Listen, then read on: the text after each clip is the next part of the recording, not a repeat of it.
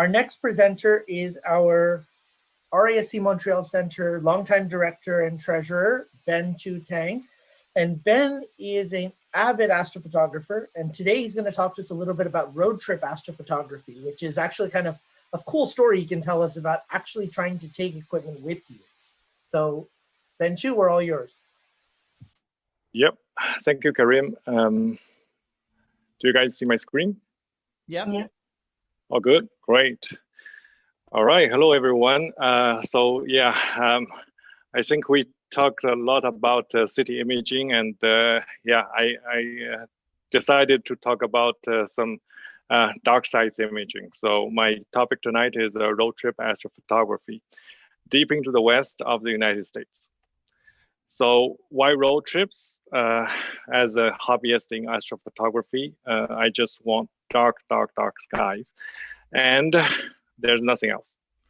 So we do have some challenges there, as you can imagine. Like number one, we don't have enough time. I have a job, I have a family. So the maximum time I can have, in one period, is like a week, more or less. So the weather is often not very cooperating. So the solution is you drive a lot to chase the dark skies, to chase after the clear skies. And then planning, then when you drive a lot, the planning is a problem because you can have different, very changeable weathers. So the solution there is to check multiple forecasts and very often, at least twice a day. And then once you get that, it will be hard because you move around, right? Your plan changes every day or every twice a day. So when you get the spot, you don't just set up things beside the road. You need to find the right spot. So at that time, clear sky chart, as you guys mentioned before, it's really a handy tool, as well as Google Earth, to help you find out about the surroundings. And then you get there, set up everything, you are in good mood, then something hiccups on your equipment. Because normally I have my equatorial mount, and then my telescope, and then there's filter wheels, there's cameras, and then focuser there, computer. Then I hook up to a Wi-Fi, and then I have my iPad. I control everything from my iPad. So there are so many things there, and the way to avoid all these hiccups is to have lots of backups, like backup computer, cables, power cables, everything. Yeah. So, and then there's the wilderness, right? You might have hails on the road. You might have thunderstorms. The weather forecast turned from clear skies to thunderstorms. And then you have all these animals like coyotes or insects like scorpions, not the scorpions in the sky, but the real scorpions, and which are not really friendly. So my solution is to get ready, do some homework there, and ask around, what to expect when you head into the dark. So this is a clear sky chart. This is my best friend when I go do my planning. Here you can see all the pinpoints. Okay, so this is the state of Texas where I started. This is a map, and every single pinpoint on the map is a public or private observing site. And that's really beautiful. And the color of this pinpoint tells you how good the sky is. So if you look at the dark dots there on the west, on the left hand side of this map, they are fabulous.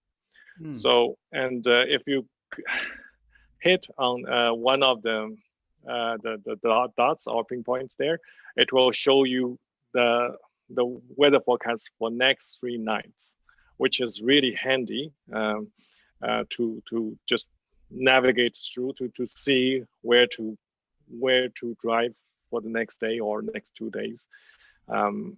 So that's my number one tool. So when you did the planning, after you've done the planning, you need to pack up. All right. So some advices here. First, you need at least a SUV.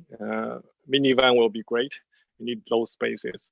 Then you need water, food, and fruits in the front. You have to be able to access them when you're driving.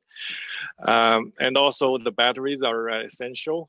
You better have one extra battery, and you better be able to charge them en route, meaning you might travel from one site, one observing site to another, driving 6 hours. Then you need to charge them on your car. You might need an inverter, or if you don't have the AC plugs on the car. So also you need the binocular for sure. Don't forget that. You need that to enjoy the night sky, and also those spare cables, those backups. I put them in one bag so that they are accessible.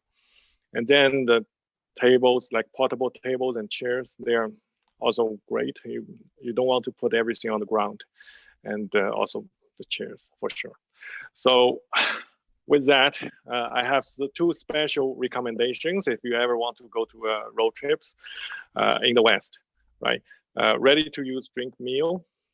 So that could be my meal for a whole week. Not a whole week, but at least one meal for the whole week, right? So in the West, on like Interstate 10, or even or you go to New Mexico, it's not easy to find a restaurant. Definitely not easy. So this will become your best friend, and it will save you a tons of time, which is very essential on a road trip. And then when you go there, it's, as you can imagine, it's pretty costly, both time and money. So you do want to have some best optics. All right. So unfortunately, there's no telescope for rent, as far as I know. So, but the good news is there's lens for rent. So Lens Rental is one of my favorite websites for that. We rented a Canon EF 400 millimeter to f2.8. That's a very fast lens, and it's very, very expensive. It's $12,000 US if you want to buy it. Ooh. But if you rent it for 1 week, that's $350, which is much more affordable, I should say. So think about that. That's just one more options there. Yeah, let's talk about my journey. This is 2018, I believe, in the summer, and then I started from Houston. That's like the right bottom corner of this map. So day one, I started from my friend Chen Wu's house, and I drove his car with all his equipment and some of my equipment. And the plan is that I drove all the way around El Paso, and he will join me there. So day number one, I stopped at the junction. That's like 15 minutes away from the South Llano River State Park, which is a great place. On the map, it's like bottle 3 to 4, on the edge of 3 to 4. But in the south, it's really, really dark. It's like bottle 2 there. So that night, I had a great picture on the M16 with Chen's C8 telescope. And then day number two, I was happy then, and I made a very big mistake. I checked the weather before I start the second day. The plan is to go to Big Bend. We have the cabins booked in the national park, so it was not easy to book. But we had 2 nights, and the weather was really good. The weather forecast was really good when I started. So I drove alone, so it's a bit long drive. So I didn't check the weather. I only checked it after dinner. I checked in, I had my dinner, and I was like, I can start again with the gorgeous. Then I say, what's that? why it's overcast? Then I checked my weather forecast. It flipped from 2 clear nights into 2 nights of thunderstorms. So I have then I have to like quickly check everything and make my plans. I decided not to stay there, so I checked out after 2 hours. Like 2 hours of checking, I checked out and drove all the way. The second night, I was on in a car driving from Big Bend to Van Horn under thunderstorms for sure. So I stayed there in Van Horn. For the second night, and then the third day, I went through El Paso and pick up the lens. So the beauty of lens rental is that you don't really need to have them sent to your home. You can send it to anywhere, like FedEx ship centers or any FedEx office. More preferably, you should ship it to somewhere close to an airport. Like this is the El Paso International Airport. So that minimizes the traffic times, the ground traffic times. So I pick up the lens and I drove again to Cosmic Campground, which is really a great place. It has its name because it's the International Dark Sky Sanctuary, inaugurated by IDA. Of course, everyone knows IDA. So yeah, this is a great place. They even have 4 concrete pads there, just for you to set up the telescope. And yeah, the sign reads that telescope loading, unloading only. So that's really for astrophotographers or like amateur astronomers. So before I went there, I was like, do I need to reserve? There's only like 4 concrete pads. And then I was the only person that night on a concrete pad. And then I saw a guy there. He told me, I've been here like a dozen times at least, and you are the first person I ever saw came here with gears. All right, so that's interesting. But anyways, it's a great place, and there's no mosquitoes, by the way, in summer there. It's basically very, very dry. It's as you can see, and yeah, there's only a couple rabbits there during the night, and yeah, they are very friendly. So this is the M27, the Dumbbell Nebula I shot that night. This is with C8, and this is with the 400 millimeter lens. It's actually yeah, it's H alpha plus O3. That's a narrow band of the Veil Nebula. Of course, I also did the Andromeda Galaxy with this 400. It's really a fast, very fast, and the image quality is also great. So yeah, day 4, I was joined by Chen. We met in Silver City. That's like a little bit below Cosmic Campground. And because of the weather, we have to drive all the way north to Chaco. That's historical national historical site within the Navajo region. So that there we didn't really have a campground or anything. So we just arrived early and looked around. Finally, we find a kind of crossroad with a big vacant ground there, and it's kind of high, and it's very, very remote, so we are not really worried about the traffics. So this is, yeah, they have gorgeous dark skies there, and yeah, this is M8 Lagoon Nebula with Trifid Nebula in one frame. Yeah, this one with f2.8 lens, it only take like 30 minutes of exposure. Yeah, this is my friend Chen and me. This is we reached there in the Monument Valley, and we decided to turn around. This is the furthest point we go, and this coincides with Mr. Forrest Gump's. So, yeah, we took this picture, and yeah, we head back. Oh, wow. Because we're clear. definitely we are going too north. We're going too north, and the night is very, very short there. You can really feel like even that's like 3-4 degrees north, but it's you can tell the difference.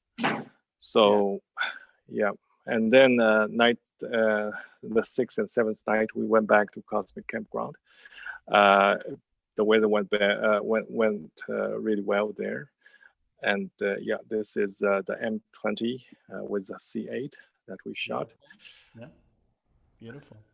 And yeah, M16 sorry, M17 the Omega Nebula.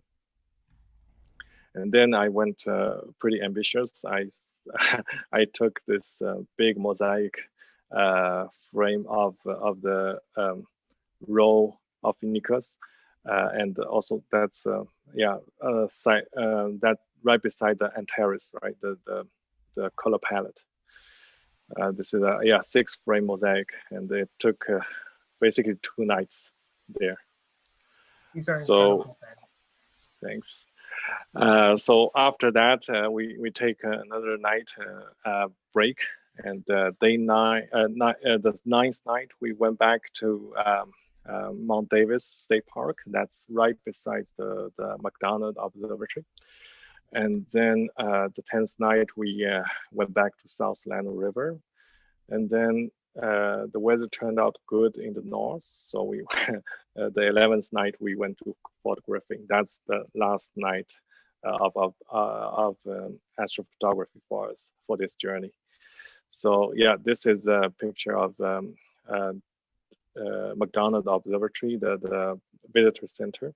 So my friend Chen is just walking beside the size of the Keck-2 main scopes, the tiles that made for the size of Keck-2. So yeah, that's how big it is. Wow. Yeah, and yeah, this is Ptolemy cluster M7 in the south. So we really took advantage of being in the south. And this is the NGC 6334, the Cat's Paw Nebula. Yeah, this is the last night. We returned the 400mm lens. So I used the Chen's 70mm lens and to take this 3-frame mosaic of the galaxy. Yeah, from Antares to Lagoon Nebula. All right, so here's some lessons I learned. So number 1 is that you have to drive safe. Rest every 2 hours, because you basically overnight observing is very exhausting. You need to rest a bit more while driving. So number 2 is that you need to have some exit plans. You go to some observation sites. It's all exciting, but you better have some place to rest after observation, and it will be great if it's within 15 minutes of drive. Yeah, 15 minutes. After that, you will be really, really tired. So yeah, also check your subs as soon as possible.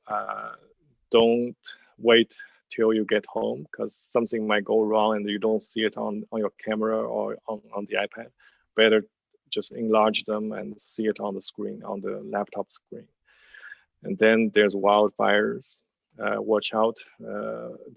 Don't just check the weather, also check the air quality or the wildfires, because that might ruin your night skies. Download maps. Be prepared for any for the internet blackouts, because we are always going to dark sites, which means remote areas. Signals might not be good. And then dress warm. Even in the summer, you have to dress warm if you go to a high altitude. And yeah, I'll finish up with 3 of my favorite images, also taken in Texas, but that's another trip. I went there again 2019 with my Epsilon 180. So these are the best shots from the third journey. So this is M45, and this is Iris Nebula, NGC 7023. Wow.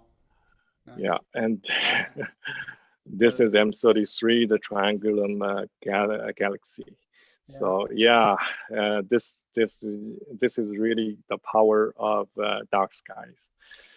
All right, so last but not least, I want to extend my special thanks to Mr. Chen Wu, my best friend. We've been known each other for 20 years.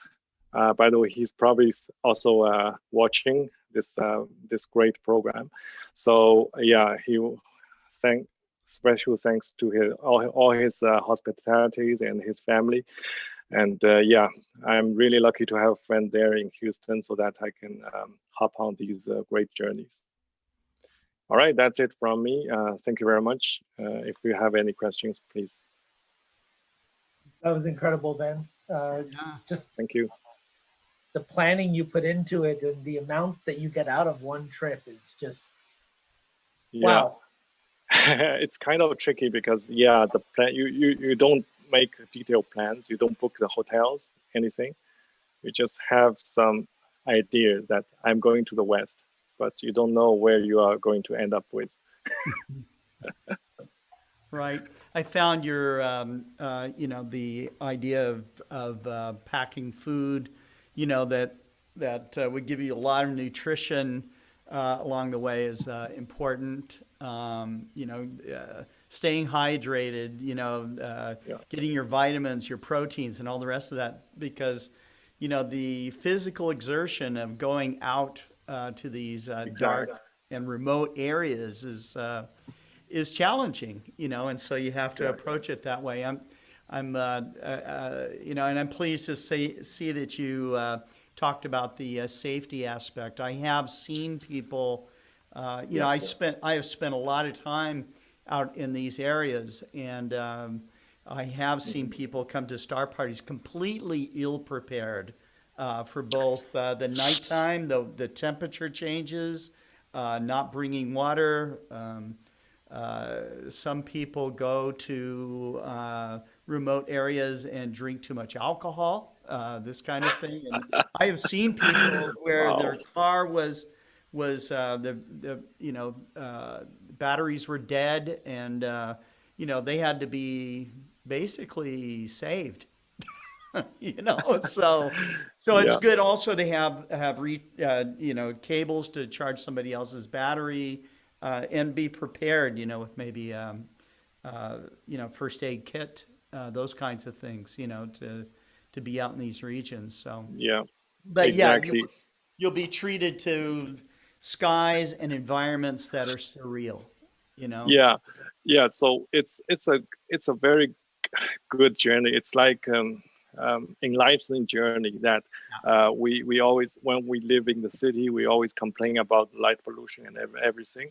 Then we go to remote sites, and suddenly we feel that, oh, really, we were actually blessed with all the civilization and everything, and so many things can go wrong in remote areas. Just lost in signal can be like internet signal. It can be a big deal, like there.